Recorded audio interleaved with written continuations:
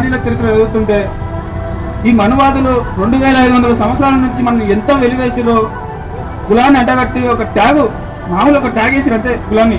ఆ కులానికే మనం పరిమితమయ్యి కులవృత్తులనే చేసుకుంటా ఇంకా రాజ్యం మీద సోయి లేకుండా ఈరోజు మనం ఈ పరిస్థితిలో కూడా ఒక ఓటాకు వస్తే కూడా మనం ఈరోజు ఇంత మేల్కొలేకపోతున్నాం.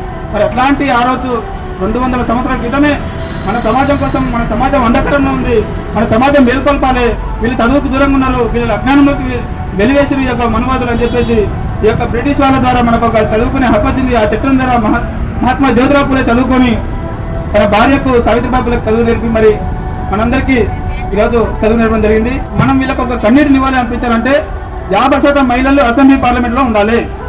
అదేవిధంగా బీసీ ఎస్సీ ఎస్టీలు 95% అసెంబ్లీ పార్లమెంట్లో ఉంటేనే వాళ్ళకి న్యాయం చేసిన వాళ్ళం అవుతుంది. లేదు మనం ఒకటే నమో జయ ముదిరాజో, జై బీసీలో, జై ఎస్సీ, జై భీమ్లో ఎన్ని మొత్తుకున్నాయి వృధా.